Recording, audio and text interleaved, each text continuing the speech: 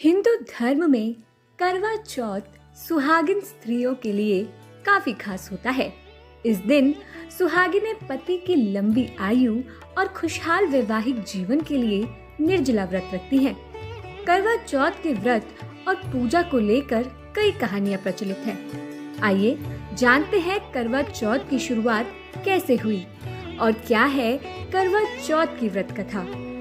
कहा जाता है कि जब सत्यवान की आत्मा को लेने के लिए यमराज धरती पर आए तो सत्यवान की पत्नी सावित्री ने उनसे अपने पति के प्राणों की भीख मांगी और निवेदन किया कि वह उसके सुहाग को ना लेकर जाए, लेकिन यमराज ने उसकी बात नहीं मानी, जिसके बाद सावित्री ने अन्न जल त्याग दिया और अपने पति के शरीर के पास बैठकर विलाप करने लगी।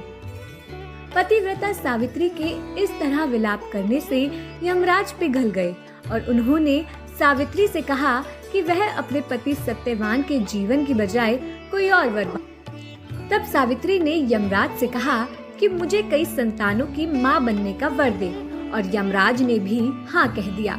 पतिव्रता होने के नाते सावित्री अपने पति सत्यवान के अतिरिक्त किसी और के बारे में सोच भी नहीं सकती थी, जिसके बाद यमराज ने वचन में बंधने के कारण सावित्री को सत्यवान का जीवन सौंप दिया। कहा जाता है कि तभी से सुहागिनी महिलाएं अपने पति की लंबी उम्र और अपने अखंड सौभाग्य के लिए अन्न जल त्याग कर करवा चौथ के दिन व्रत करती हैं। करवा चौथ से जुड़ी एक और कथा भी प्रचलित है।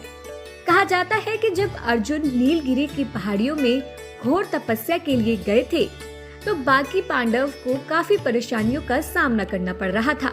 द्रौपदी ने यह परेशानी भगवान श्री कृष्ण को बताई और अपने पतियों के मान सम्मान की रक्षा का उपाय पूछा। तब भगवान श्री कृष्ण ने द्रौपदी को करवा चौथ का व्रत रखने की सलाह दी, जिसके फलस्वरूप अर्जुन सकुशल वापस आए और बाकी पांडवों के सम्मान को भी कोई हानि नहीं हुई। करवा चौथ के व्रत की महिमा भी बेहद विशेष है। आइए जानते हैं करवा चौथ व्रत कथा। पौराणिक कथा के अनुसार इंद्रप्रस्थपुर से एक शहर में वेद शर्मा नाम का एक ब्राह्मण रहता था।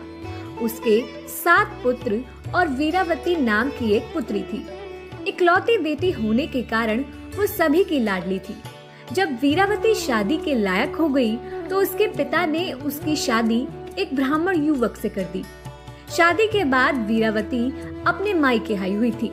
तभी करवा चौथ का व्रत पड़ा। वीरावती अपने माता पिता और भाइयों के घर पर ही थी। उसने पहली बार पति की लंबी आयु के लिए व्रत रखा, लेकिन वो भूख प्यास बर्दाश्त नहीं कर पाई और मूर्छित होकर जमीन पर गिर पड़ी। बहन का कष्ट उसके 7 भाइयों से देखा नहीं गया। ऐसे में उन्होंने छलनी में एक दीपक रखकर उसे पेड़ की आड़ से दिखाया और बेहोश हुई वीरावती जब जागी तो उसे बताया कि चंद्रोदय हो गया है, छत पर जाकर चंद्र के दर्शन कर ले। वीरावती ने चांद दर्शन कर पूजा पाठ किया और भोजन करने के लिए बैठ गई।